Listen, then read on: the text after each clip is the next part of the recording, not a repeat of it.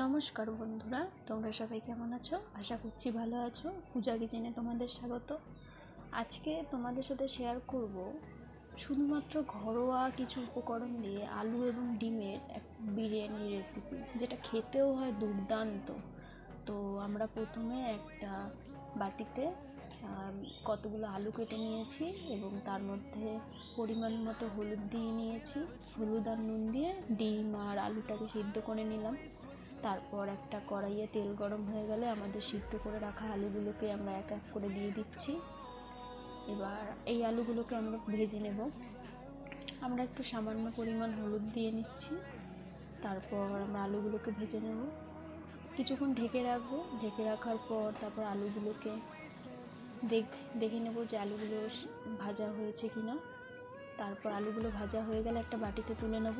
তারপর আবার কড়াইয়ে তেল গরম হয়ে গেলে আমাদের সিদ্ধ করে রাখা ডিমগুলিকে আমরা এক এক করে কড়াইয়ে ছেড়ে দেবো এবং ডিমগুলোকে হালকা ভেজে নেব। ডিমগুলো আমরা হালকা করে ভেজে নিচ্ছি। ডিমগুলো ভাজা হয়ে গেলে তারপরে আমরা আবার ডিমগুলোকে একটা বাটিতে তুলে নেব। এই যে আমাদের ডিম ভাজা হয়ে গেছে, একটা বাটিতে তুলে নিলাম। এই যে আমাদের আলু আর ডিম ভাজা হয়ে গেছে। তারপর আমরা এই মশলা হিসাবে ব্যবহার করছি এখানে লঙ্কা, শুকনো লঙ্কা, আদা, রসুন। তোমরা চাইলে মশলাটা মিক্সচারে করে নিতে পারো, কিন্তু যারা আমার ভিডিও দেখো তারা জানো যে আমি বেশিরভাগ টাইমে শিলে মশলা করি, কারণ শিলে বাটা মশলা সবসময় টেস্ট হয় খুব সুন্দর। আর বিরিয়ানির মশলা যদি আরও শিলে করা যায় তাহলে তো আরও দুর্দান্ত হয়। তো এটা আমরা শিলেই বেটে নিচ্ছি। দেখো, গল্প করতে করতে আমার মশলাটা প্রায় বাটা হয়ে এসছে। আমরা এই যে বেটে নিচ্ছি, তো তোমরা দেখতে থাকো গাইস। এই যে আমরা বেটে নিচ্ছি, এবার রসুনগুলোকে বেটে নিচ্ছি। এটা বাটা হয়ে গেলে তারপর আমরা এটাকে এর সাথে বেটে নেব কতগুলো পেঁয়াজ। আমরা একবারে পেঁয়াজটাকেও বেটে নেব। এই যে পেঁয়াজটাকে বেটে নিচ্ছি। তারপরে পেঁয়াজটাও ভালো করে বাটা হয়ে আসলে তারপর আমরা এই মশলাটাকে একটা বাটিতে তুলে নিলাম। তারপরে একটা হাঁড়িতে জলটা বসিয়ে দিলাম। তারপর আমরা এখানে প্রথমে দিয়ে নিয়েছি একটুখানি কেশর আর এলাচ। তারপর এটাকে দিয়ে নিলাম। তারপর আমরা দিয়ে নেব কিছুটা দারচিনি। আমরা কয়েকটা দারচিনি দিয়ে দিচ্ছি। তারপর জলটা হালকা গরম হয়ে আসলে আমাদের এই যে ধুয়ে রাখা চালটাকে আমরা এর মধ্যে দিয়ে দেবো। পুরো চালটাকে আমরা দিয়ে নিলাম। দিয়ে নেওয়ার পর ভালো করে একবার নাড়িয়ে নিলাম। নাড়িয়ে নেওয়ার কিছুক্ষণ রেখে দিলে চালটা এরকম ফুটে আসবে। তো আমরা তখন আমাদের পরিমাণ মতো নুনটা দিয়ে নেব। চালটা ফুটে এলে আমরা আমাদের পরিমাণ মতো নুনটা দিয়ে নেব।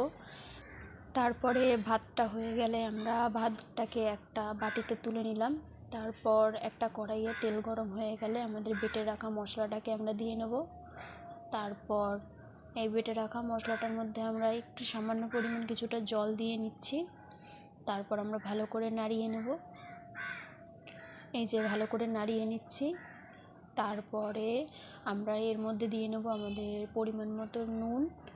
পরিমাণ মতো নুন দেওয়া হয়ে গেলে আমরা দিয়ে নেব এখানে সামান্য পরিমাণ একটু জিরে গুঁড়ো দিয়ে নেওয়া হয়ে গেলে তারপর আমরা দেবো আমাদের পরিমাণ মতো হলুদ দেওয়া হয়ে গেলে তারপর এটাকে আমরা আবার ভালো করে নাড়িয়ে নেব।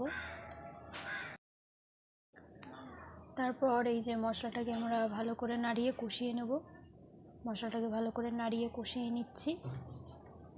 তারপরে আমরা এর মধ্যে দিয়ে নিচ্ছি আমরা সামান্য পরিমাণে একটু জল দেওয়া হয়ে গেলে আমরা আবার মশলাটাকে ভালো করে নাড়িয়ে মশলাটাকে কষিয়ে নেব। ভালো করে মশলাটা এই যে কষানো হয়ে গেছে, এবার আমরা এর মধ্যে আমাদের ভেজে রাখা ডিম এবং আলুগুলিকে দিয়ে দেবো। এবার এই আলু আর ডিমের সাথে মশলাটাকে ভালো করে মিলিয়ে কষিয়ে নেব, যাতে আলু আর ডিমের সাথে মশলাটা ভালো করে মেশে। তারপরে ডিম আর আলু ভালো করে কষানো হয়ে গেলে একটা বাটিতে একটু দুধ নিয়ে নেব। তার মধ্যে আমরা দিয়ে নেব বিরিয়ানির যে কালারটা হয় সেই কালারটা একটু দিয়ে নেব। সামান্য পরিমাণে একটু কালার দিয়ে নিচ্ছি। কালারটা দিয়ে নিয়ে তারপর এটাকে আমরা ভালো করে গুলিয়ে নেব। এই যে আমাদের ভালো করে গুলানো হয়ে গেছে। তারপর আমরা এদিকে দেখে নেব যে আমাদের ডিম আর আলুটা হয়েছে কিনা। এই যে ডিম আর আলুটা সিদ্ধ হয়েছে কিনা সেটা দেখে নিচ্ছি। তারপর কিছুক্ষণের জন্য এটাকে ঢেকে রাখবো, 1 মিনিটের মতো ঢেকে রাখবো। তারপর ঢাকনাটা তুলে আমরা আমাদের পরিমাণ মতো গরম মশলা দিয়ে নিচ্ছি। একটু গরম মশলা দিয়ে ভালো করে নাড়িয়ে নেব। এই যে আমাদের এটা হয়ে গেছে। তারপর আমরা একটা হাঁড়িতে আমরা ঘি নিয়ে নেব, ঘি দিয়ে নিচ্ছি হাঁড়িতে। ঘি দিয়ে তারপর হাঁড়িটার সাথে মধ্যে ঘিটা ভালো করে মাখিয়ে নেব। তারপর আমাদের যে বিরিয়ানির রাইসটা ছিল সেটা এক এক করে লেয়ার বাই লেয়ার দেব। প্রথমে আমরা ঘিয়ের ওপর রাইসটা দিয়ে নিচ্ছি, তারপর আবার তার উপর আমরা আবার একটু ঘি দিয়ে নিলাম। ঘি দিয়ে নেওয়ার পরে তারপর আমাদের যেই কালারটা ছিল, বিরিয়ানির যে কালারটা, সেই কালারটাকে আমরা একটুখানি দিয়ে নিচ্ছি। আর আমাদের কষানো যে ডিম আর আলু ছিল সেটাকেও আমরা দিয়ে নিচ্ছি। এই যে প্রথমে আলুগুলোকে দিয়ে নিলাম ভালো করে, সব আলুগুলোকে এই যে দিয়ে নিলাম। তারপর আমরা আমাদের যে ডিমগুলো ছিল সেই ডিমগুলোকেও এক এক করে পাশে পাশে দিয়ে নেব। আমরা আমাদের ডিমগুলোকেও দিয়ে নিচ্ছি। তারপর এটা দিয়ে নেওয়া হয়ে গেলে তারপর আবার আমরা এর উপরে রাইসটাকে দিয়ে নেব। এই যে লেয়ারটা তৈরি করছি, এই যে রাইসটাকে দিয়ে নিলাম। তারপর আবার আমরা এর উপর ঘি দিয়ে নেব। আমাদের পরিমাণ মতো আমরা আমাদের ঘিটা দিয়ে নিচ্ছি, ঘিটা দিয়ে নিলাম। তারপর এই যে আমাদের হাঁড়ি কমপ্লিট। এবার আমরা হাঁড়িটাকে গ্যাসে বসিয়ে দেবো। হাঁড়ির মুখটা অবশ্যই আটা মেখে সেটাকে দিয়ে আটকে দেবে, নইলে ওপরে কোনো ভারী কিছু দিয়ে দেবে যাতে দমটা ভালো হয়। তারপরে কিছুক্ষণ পরে নামিয়ে নিলেই এই যে রেডি আমাদের আলু আর ডিম দিয়ে ঘরোয়া প্রক্রিয়ায় তৈরি বিরিয়ানি। ভিডিওটা ভালো লাগলে অবশ্যই একটা সাবস্ক্রাইব এবং লাইক করে দেওয়ার অনুরোধ রইল।